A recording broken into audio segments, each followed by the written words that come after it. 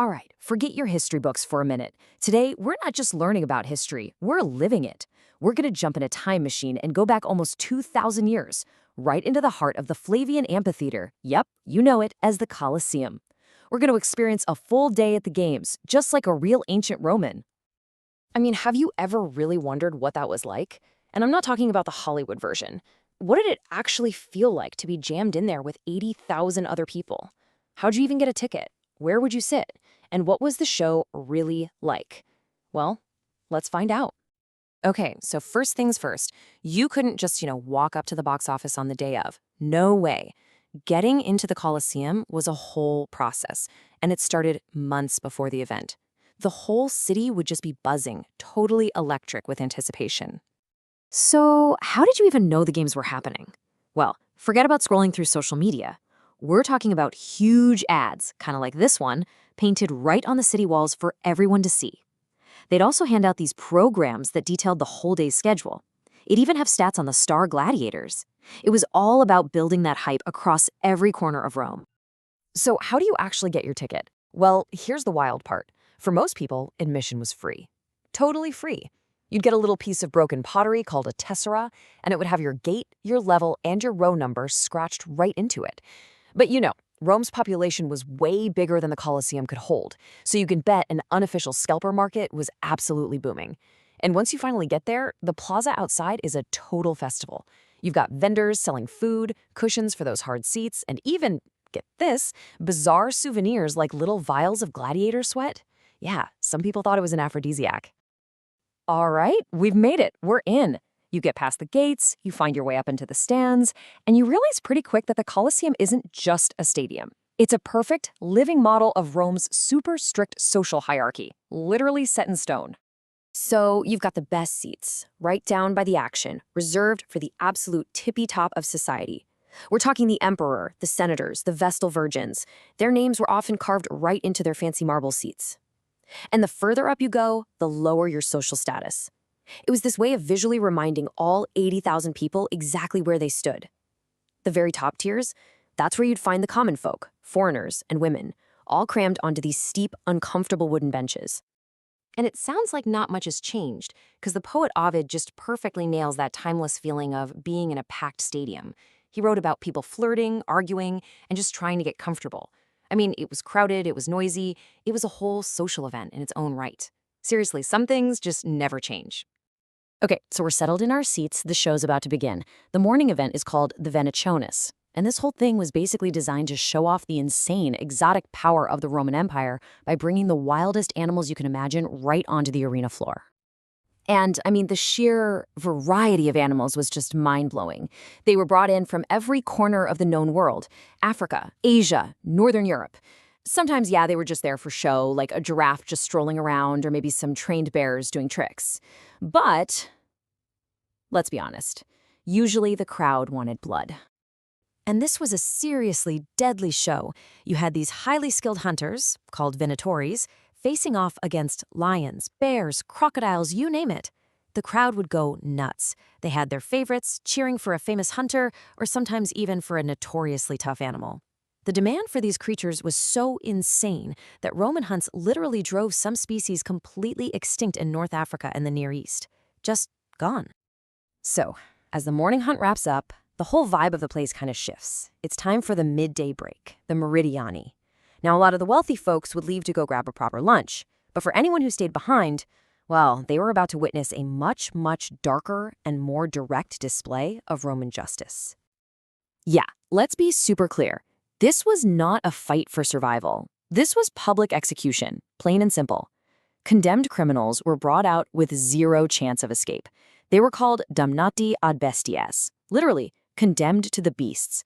If you were sentenced to die here, you were not walking out. And they made it horrifyingly theatrical. A criminal might be dressed up as some poor soul from a myth and then forced to reenact their gruesome death scene, for real. While a lot of the crowd actually cheered for this, it's really important to know that a bunch of Roman writers, like Seneca, wrote about it with total disgust. They just saw it as pure, honorless butchery. Okay, the grim intermission is over. The elites are coming back from their lunch, filing into their seats, and the arena is packed to the rafters again. It is time for the main event, the Munera. This is what most people came for, the gladiators. Now, this wasn't just random chaotic violence. Gladiatorial combat was a highly specialized martial art. You had all these different classes of fighters, and each one had unique gear and a totally different fighting style. A classic matchup you might see is the heavily armored Murmillo going up against the super agile Retiarius, who fought with just a net and a trident. It was this amazing clash of strength versus speed. And these weren't always fights to the death. Your top gladiators were incredibly valuable assets. They were celebrities, really. So their duels were serious refereed matches. The goal was to put on a good show, to fight skillfully and win, not necessarily to kill your opponent. They even had an orchestra playing music to pump up the drama of the fight. How cool is that? But what happens when a gladiator is defeated? He's wounded, maybe disarmed, down on his knees. He raises a single finger. That was the universal sign of surrender. And now, his life, his very fate, hangs in the balance. And the crowd just erupts. They're screaming, Igula, which means kill him, or Missum, let him go. Their reaction is a huge deal, but the final call, that belongs to the editor, the guy who sponsored the games. And by the way, you can totally forget that thumbs down gesture you see in all the movies. That's a modern myth. We actually have no idea for sure what gesture sealed a man's fate.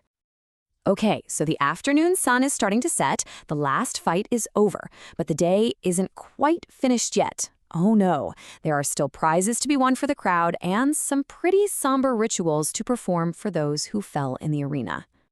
This part is just incredible. The organizers would literally launch these little wooden balls into the stands. If you were lucky enough to catch one, the token inside could be redeemed for a prize. And we're not talking cheap souvenirs. You could win anything from food all the way up to a brand new apartment or a country villa. You can just imagine the fights that broke out in the stands to catch these things were probably just as brutal as what was happening down in the arena. But while the crowd is celebrating and fighting over prizes, the arena floor tells a much grimmer story.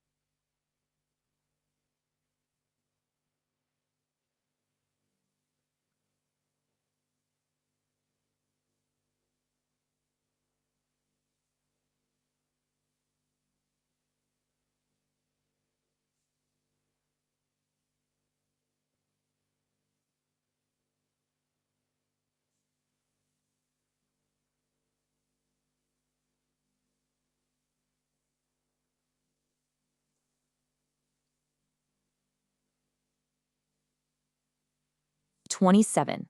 That number, based on the tombstones that have survived, that's the calculated average age a gladiator died.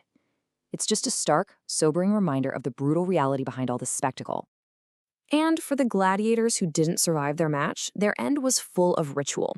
An attendant dressed up as Charon, the mythical ferryman to the underworld, would come out onto the sand, confirm the death, and then carry the body away. And that's how our day at the Colosseum comes to a pretty somber close. So when you think about it, the Colosseum was this place of just astonishing entertainment. It was an architectural marvel, an incredible spectacle. But it was also a place of brutal, state-sanctioned violence, ecological devastation, and rigid social control. Yeah, it gave the people their bread in circuses, but it also served as a very clear, very public reminder of the emperor's absolute power over life and death. So what was it really for? Was it about entertainment, or was it about control? Maybe the real genius of the Colosseum is that it was, without a doubt, both.